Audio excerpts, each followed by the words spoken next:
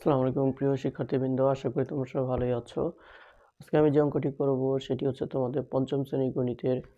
এটি হচ্ছে দ্বিতীয় অধ্যায় গাণিতিক বাক্য। এই অধ্যায়টির পৃষ্ঠা নাম্বার হচ্ছে 28। 28 পৃষ্ঠায় যে সমস্যাগুলো আছে তার মধ্যে আমি দুইটি সমস্যার সমাধান করব এই পর্বে। এটি হচ্ছে চতুর্থ ক্লাস 2026 পঞ্চম শ্রেণী গণিত। চলো আমরা শুরু করি। 28 পৃষ্ঠার প্রথম যে অঙ্কটি, সেখানে বলা হয়েছে কি দেখি পারি কিনা। তা আমাদের এটা আমরা যে সমস্যা আছে এটা আমরা পারি কিনা আমরা দেখব, ঠিক আছে। কি করতে হবে, 1 নম্বর হিসাব করি। দেখো এখানে আছে 78 বিয়োগ তৃতীয় বন্ধনী 56 যোগ দ্বিতীয় বন্ধনী 165 বিয়োগ প্রথম বন্ধনী। হ্যাঁ, এরপরে প্রথম বন্ধনীর ভিতরে কি আছে, ভাগের কাজ আছে, গুণের কাজ আছে। এরপরে প্রথম বন্ধনী ক্লোজ করে গুণ 2, তারপরে ক্লোজ করা হচ্ছে দ্বিতীয় বন্ধনী এবং শেষে ক্লোজ করা হচ্ছে তৃতীয় বন্ধনী। তো আমরা এই প্রথম বন্ধনীকে ফার্স্ট ব্র্যাকেট বলতে পারবো, দ্বিতীয় বন্ধনীকে আমরা বলতে পারবো সেকেন্ড ব্র্যাকেট, আর তৃতীয় বন্ধনীকে আমরা বলতে পারবো থার্ড ব্র্যাকেট, ঠিক আছে। চলো আমরা শুরু করি। কীভাবে কাজটা করব, আমরা প্রথমে প্রথম বন্ধনীর ভিতরে যে কাজ আছে সেই কাজটা আগে করব, ঠিক আছে। আচ্ছা, তাহলে প্রথম বন্ধনী কাজ করার আগে যে সংখ্যাগুলো আছে সেগুলো হুবহু আবার লিখে ফেলি। চলো, আমাদের কি আছে এখানে, প্রথমে আছে 78, এরপর আছে তৃতীয় বন্ধনী, এরপর আছে 56 যোগ এখানে 78-এর পরে এই যে বিয়োগ চিহ্ন আছে একটা, 78-এর পরে একটা বিয়োগ চিহ্ন আছে, হ্যাঁ। আচ্ছা, 56 যোগ তারপরে আছে দ্বিতীয় বন্ধনী, এরপর আছে 165, তারপরে আছে বিয়োগ। এরপরে প্রথম বন্ধনী কাজ করব আমরা। বিয়োগের পরে প্রথম বন্ধনীর ভিতরে একটা ভাগ একটা গুণের কাজ আছে। প্রথমে ভাগের কাজ আছে, তাহলে আমরা প্রথমে ভাগের কাজ করব। 48কে 6 দিয়ে ভাগ করলে কি হবে, 6 8 48, 6 5 6 30, 6 7 42, 6 6 36, তাই না, 6 7 42, 6 8 48, তাহলে আমরা 8 পাচ্ছি। 6 8 48 ভাগ করলে আমরা পাচ্ছি 8, ভাগ করলে আমরা পাচ্ছি 8। ভাগের পরে আছে গুণ 9, গুণ 9। যেহেতু প্রথম বন্ধনীর ভিতরে ভাগের কাজটা করছি, গুণের কাজ এখনো বাকি আছে, তাহলে প্রথম বন্ধনীটা আমাদের লিখতে হবে। যেহেতু একটা কাজ বাকি আছে, গুণের কাজটা বাকি আছে, এই যে 9 গুণ 9, এই কাজটা আমাদের এখন করতে হবে। আমরা ভাগের কাজ করে পেয়েছি 8, এরপরে আছে গুণ 9, তো গুণ 9 লিখলাম, হ্যাঁ। এরপর আছে গুণ 2, তারপরে আছে দ্বিতীয় বন্ধনী, এরপরে তৃতীয় বন্ধনী। এখন দেখো প্রথম বন্ধনীর কাজ কিন্তু শেষ হয় না, এর ভিতরে একটা গুণের কাজ আছে, তাহলে গুণের কাজটা করতে হবে। এর আগে যা আছে আমরা হুবহু তাই লিখব। আমরা এখানে লিখলাম সমান সমান 78 বিয়োগ তৃতীয় বন্ধনী 56 যোগ দ্বিতীয় বন্ধনী 165 বিয়োগ। এরপর প্রথম বন্ধনীর ভিতরে যে গুণের কাজটা সেই গুণের কাজটা করব। 8 নং 72, প্রথম বন্ধনীর ভিতরে একটা কাজ ছিল গুণের কাজ, সেই কাজটা আমরা করে ফেললাম। এখন আর প্রথম বন্ধনীর ভিতরে কোনো কাজ নাই, প্রথম বন্ধনী আর লেখার কোনো প্রয়োজন নাই। এখন লিখব এই প্রথম বন্ধনীর পরে কি আছে, গুণ 2, এরপরে দ্বিতীয় বন্ধনী, তারপরে তৃতীয় বন্ধনী, ঠিক আছে। তো এখন প্রথম বন্ধনীর কাজ শেষ, এখন আমাদের দ্বিতীয় বন্ধনীর কাজ করতে হবে।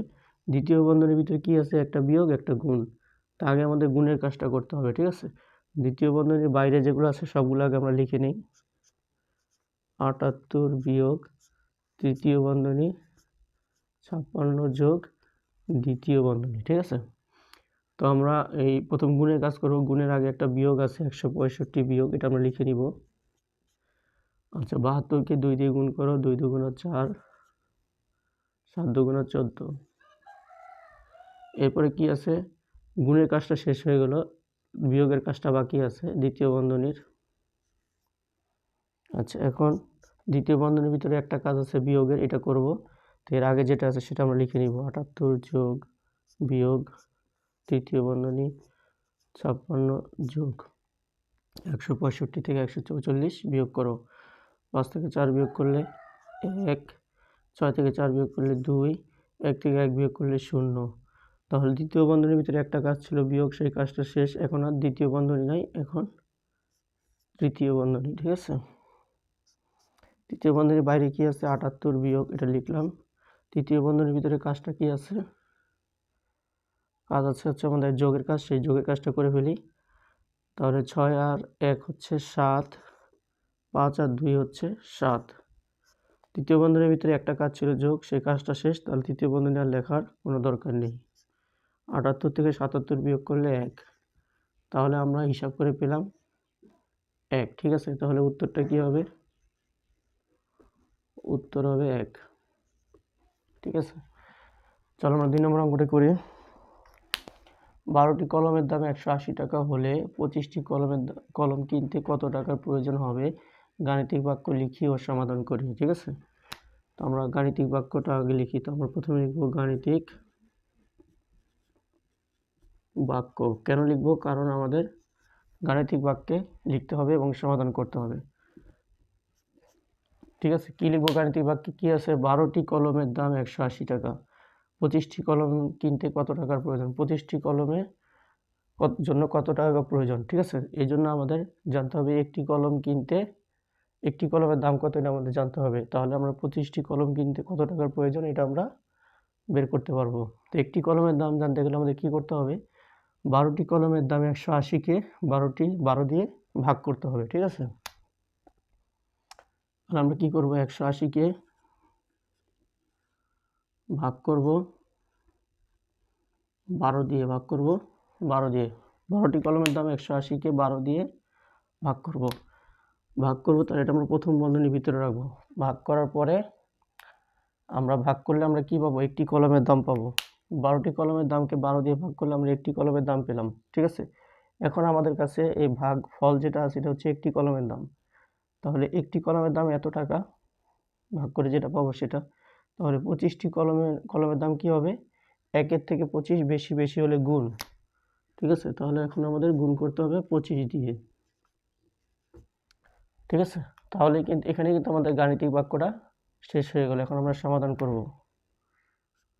180কে আমরা 12 দিয়ে ভাগ করব। ঠিক আছে, এখানে আমি করি,